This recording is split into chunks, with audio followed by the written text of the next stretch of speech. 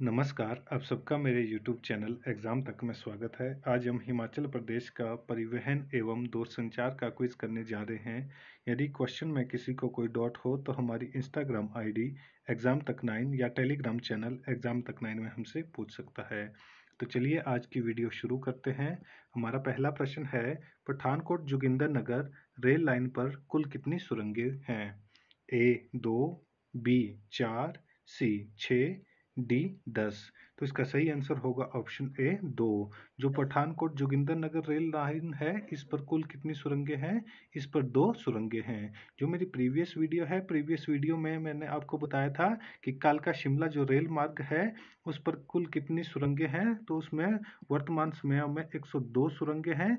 जबकि जब शिमला कालका रेल मार्ग बनकर तैयार हुआ था तो उसमें उसमें कितनी सुरंगें थी? तो उसमें उसमें 106 सुरंगें थी। और मैंने आपको बताया था कि शिमला कालका जो रेल मार्ग है वो कब बनकर तैयार हुआ था? तो शिमला कालका जो रेल मार्ग है वो 1903 में हमारे पास बनकर तैयार हुआ था। और वहीं पर मैंने आपको एक और क्वेश्चन भी बताया था, इससे मोस्ट इम्पॉर्टेंट क्वेश्चन बनता है कि शिमला कालका रेल मार्ग में सबसे बड़ी सुरंग कौन सी है? तो जो बडोग की सुरंग है वो शिमला कालका रेल मार्ग पर सबसे लंबी सुरंग है। हमारा अगला क्वेश्चन है, हिंदुस्तान तिब्बत राष्ट्रीय राजमार्ग की देखरेख तथा निर्माण की जिम्मेदारी किस अंग्रेज अधिकारी को दी गई थी? A sir Charles Napier, B major Kennedy, C sir Cunningham, D John Lawrence. तो इसका सही आंसर होगा option A sir Charles Napier. जो सर चार्ल्स नेपियर है उनको ही हिंदुस्तान जो एनएच है, नेशनल हाईवे है, उसकी देखरेख तथा निर्माण की जिम्मेदारी दी गई थी। हमारा अगला क्वेश्चन है, हिमाचल पथ परिवहन निगम द्वारा चलाई गई स्मार्ट कार्ड योजना का उद्देश्य क्या है? आपने देखा होगा कि जब भी हम बस में जाते हैं तो उसमें बहुत सारे कार्ड जो वो है चलाए जाते हैं, जैसे स्मार्ट कार्ड हो गया या हमारे पास येलो कार्ड हो गया या ग्रीन कार्ड हो गया। तो ये सारी जो योजनाएं हैं वो कौन चला रहा है? वो एचआरटीसी चला रहा है। और एचआरटीसी में जो स्मार्ट कार्ड योजना है उसका क्या उद्देश्य है? ए यात्री किराए में छूट, बी अधिकाधिक यात्रियों को आकर्षित करना, सी ओनली ए, डी ए और बी दोनों ठीक है। तो इसका सही आंसर होगा ऑप्शन डी, ए और बी दोनों ठीक है। जो स्मार्ट कार्ड योजना है वो उसका उद्देश्य क्या है? जो यात्री है यात्रियों को किराए में छूट प्रदान करना और अधिकाधिक यात्रियों को अपनी ओर आकर्षित करना। तो ये दोनों उद्देश्य किसके हैं? स्मार्ट कार्ड जो योजना चलाई जा रही है एचआरटीसी के द्वारा, ये उसके उद्देश्य हैं। हमारा अगला क्वेश्चन है, किस वर्ष ऊना शहर प्रतिदिन चलने वाली रेलगाड़ी जन शताब्दी से जुड़ा था? ए 14 दिसंबर 2008, बी 26 जनवरी 2009, सी 25 जनवरी 2010, डी 15 अप्रैल 2011। तो इसका सही आंसर होगा ऑप्शन ए 14 दिसंबर 2008। जो ऊना शहर है, ऊना शहर में प्रतिदिन जो डेली कौन सी रेलगाड़ी चलती है? जन शताब्दी चलती है। और ऊना शहर को कब इससे जोड़ा गया? तो 14 दिसंबर 2008 को ऊना शहर में जन शताब्दी चली थी। हमारा अगला क्वेश्चन है, निम्नलिखित में से कौन सी योजना हिमाचल प्रदेश पथ परिवहन निगम की नहीं है? एचआरटीसी के बारे में मैंने आपको पहले भी बताया था कि एचआरटीसी की स्थापना कब हुई थी? तो एचआरटीसी की स्थापना 1958 में हुई थी। और उस समय कुल्लू और मंडी पथ परिवहन निगम भी चलता था। तो इन दोनों के विलय के होने के बाद 1974 में एचआरटीसी की स्थापना की गई थी। तो यदि एचआरटीसी का विलय कब पूछा जाएगा तो 1974 होगा। यदि एचआरटीसी की स्थापना पूछी जाएगी तो 1958 होगा। ये मैंने अपनी जो प्रीवियस वीडियोस है उसमें भी आपको बताया था। और यहाँ पर हमारे पास क्या पूछा गया है कि निम्नलिखित में से कौन सी योजना हिमाचल प्रदेश पथ परिवहन निगम की नहीं है? ए स्मार्ट कार्ड योजना, बी येलो कार्ड योजना, सी ब्लू कार्ड योजना, डी ए और बी दोनों नहीं है। जो इसमें से कौन सी योजना नहीं है? स्मार्ट कार्ड के बारे में मैंने आपको पहले बता दिया था कि एचआरटीसी के द्वारा स्मार्ट कार्ड योजना चलाई जाती है। और येलो कार्ड, जैसे मैंने आपको पहले भी बताया था, एचआरटीसी के द्वारा येलो कार्ड और ग्रीन कार्ड योजनाएं भी चलाई जाती है। और कौन सी योजना नहीं चलाई जाती है? तो वो है ब्लू कार्ड योजना। तो ब्लू कार्ड योजना एचआरटीसी के द्वारा नहीं चलाई जाती है। इसमें 3 योजनाएं हैं, स्मार्ट कार्ड योजना, येलो कार्ड योजना और ग्रीन कार्ड योजना। ये तीनों की तीनों योजनाएं एचआरटीसी के द्वारा चलाई जाती है। हमारा अगला क्वेश्चन है, वर्ष 2012 तक हिमाचल में कुल कितने राष्ट्रीय राजमार्ग थे? जो हिमाचल प्रदेश है, हिमाचल प्रदेश में 2012 तक कितने नेशनल हाईवे हैं? यहाँ पर हमारे पास क्या पूछा गया है, नेशनल हाईवेज के बारे में पूछा गया है कि हिमाचल प्रदेश में 2012 तक कुल कितने नेशनल हाईवे थे? ए 3, बी 15, सी 7, डी 12, डी 11। तो इसका सही आंसर होगा ऑप्शन डी 11। जो हिमाचल प्रदेश है, हिमाचल प्रदेश में वर्ष 2012 तक कितने कुल 11 नेशनल हाईवे बने थे। हमारा अगला क्वेश्चन है, चंपापतन पुल जो बिना स्तंभों के होने के कारण हिमाचल प्रदेश में अपनी किस्म का पहला पुल है, किस नदी पर बना है? ए रावी, बी सतलुज, सी यमुना, डी व्यास। तो इसका सही आंसर होगा ऑप्शन डी व्यास। जो व्यास नदी है, व्यास नदी के ऊपर ही चंपापतन पुल बना है, जिसके जो पुल है जिसमें बिना स्तंभों के कारण ये खड़ा हुआ है। हमारा अगला क्वेश्चन है, वर्ष 2013 में हिमाचल प्रदेश के किस जिले की सड़कों को राष्ट्रीय स्तर पर सर्वोत्तम पाया गया था, कि उनको अच्छा घोषित किया गया था राष्ट्रीय नेशनल लेवल पे 2013 में? वो कौन सा जिला है या कौन से जिले की वो सड़कें हैं? ए शिमला, बी मंडी, सी हमीरपुर, डी ऊना। तो इसका सही आंसर होगा ऑप्शन सी हमीरपुर।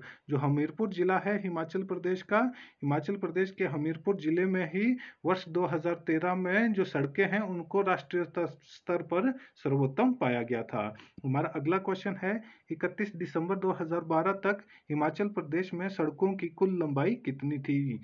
ए 25,690 किलोमीटर, बी 32,460 किलोमीटर, सी 34,480 किलोमीटर, डी 36,754 किलोमीटर। तो इसका सही आंसर होगा ऑप्शन सी 34,480 किलोमीटर। जो हिमाचल प्रदेश है, हिमाचल प्रदेश में 31 दिसंबर 2012 तक 34,480 किलोमीटर जो सड़कें हैं वो बनाई गई थी। हमारा अगला क्वेश्चन है, कोर एरिया नेटवर्क के अंतर्गत पहले 500 गांव की आबादी वाले गांव को सड़कों से जोड़ने की नीति थी, वर्ष 2013 में यह घटाकर कितनी कर दी गई थी? जो पहले कोर एरिया नेटवर्क था जिसमें सड़कें बनाई जाती थी, जिसमें एक गांव की आबादी कितनी होनी चाहिए थी? कम से कम 500 वहां के लोगों की आबादी होनी चाहिए थी, परंतु वर्ष 2013 में जो ये आंकड़ा है इसको बदला गया था, 500 से घटाकर कितनी कर दी गई थी?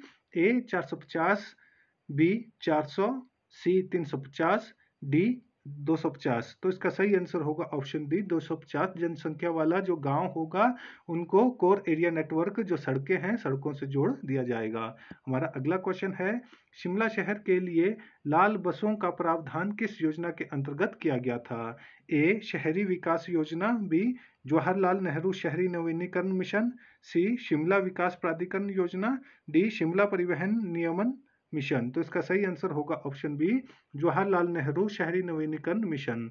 जो शिमला शहर है, शिमला शहर के लिए लाल बसों का प्रावधान किस चीज के लिए किया गया था, किस योजना के अंतर्गत किया गया था? जवाहरलाल नेहरू शहरी नवीनीकरण मिशन के तहत यह किया गया था। हमारा अगला क्वेश्चन है, अगस्त 2015 में ध्वस्त हुआ 110 साल पुराना साधु पुल किस जिले में है? ए मंडी, बी सिरमौर, सी सोलन, डी ऊना। तो इसका सही आंसर होगा ऑप्शन सी सोलन। जो साधु पुल है ये किस जिले में स्थित है? तो साधु पुल हमारे पास सोलन जिले में स्थित है। यहाँ से क्या क्वेश्चन पूछा जा सकता है कि जो सोलन में स्थित साधु पुल है वो कब ध्वस्त हुआ? तो वो 2015 को ध्वस्त हुआ, अगस्त 2015 में।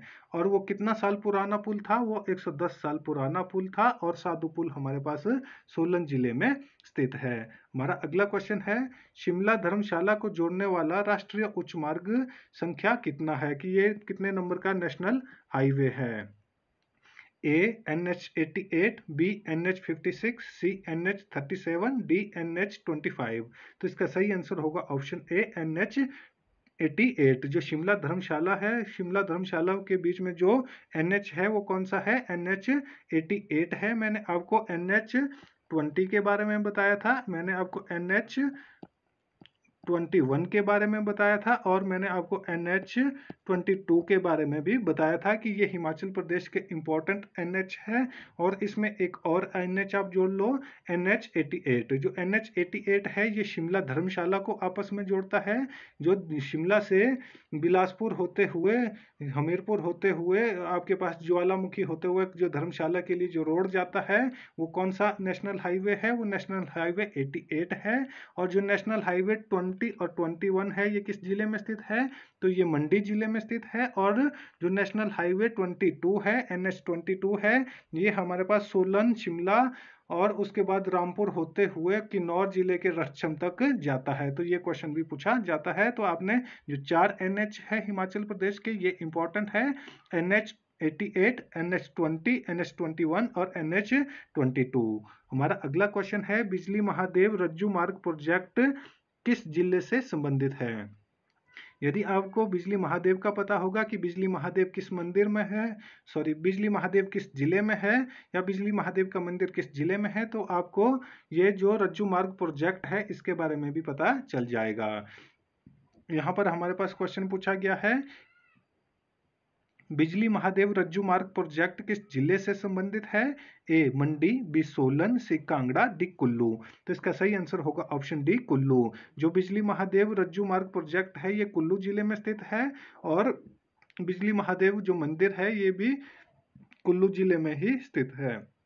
हमारा अगला क्वेश्चन है, हिमाचल प्रदेश में सड़क घनत्व की दृष्टि से प्रथम 3 जिले कौन से हैं? ए कांगड़ा, हमीरपुर, ऊना, बी हमीरपुर, मंडी, शिमला, सी सोलन, ऊना, कांगड़ा, डी हमीरपुर, कुल्लू, बिलासपुर। तो इसका सही आंसर होगा ऑप्शन डी हमीरपुर, कुल्लू, बिलासपुर। जो हमीरपुर, कुल्लू और बिलासपुर है ये हिमाचल प्रदेश में सड़क घनत्व की दृष्टि से 3 प्रथम जिले हैं। ये आपको याद रखना है, हमीरपुर, कुल्लू और बिलासपुर, ये तीनों के तीनों हिमाचल प्रदेश के सड़क घनत्व की दृष्टि से बहुत इंपॉर्टेंट जिले हैं। और मैंने आपको पहले भी बताया था कि हिमाचल प्रदेश में सर्वाधिक जो साक्षरता दर है वो किस जिले में है, तो वो हमारे पास हमीरपुर जिले में है। और वो पहला हमारे पास पूर्ण रूप से साक्षर जिला भी है। और दूसरा पूर्ण रूप से साक्षर जिला कौन सा था हमारे पास? वो ऊना जिला था। और सबसे कम जो 2011 की जनगणना के अनुसार सबसे कम साक्षरता दर किस जिले में है, तो वो हमारे पास चंबा जिले में है। तो ये सारे क्वेश्चन आपको याद रखने हैं। और जनसंख्या की दृष्टि से जो सबसे बड़ा जिला हिमाचल प्रदेश का है वो हमारे पास कांगड़ा जिला है। और जो सबसे कम जनसंख्या वाला जो हमारे पास जिला है वो लाहौल स्पीति जिला है। तो जो हमारा आज का क्विज है वो यहीं पर समाप्त होता है। वीडियो अच्छी लगी हो तो वीडियो को लाइक, कमेंट और अपने दोस्तों के साथ शेयर करें। और हमारे यूट्यूब चैनल एग्जाम तक को सब्सक्राइब करना ना भूलें। धन्यवाद।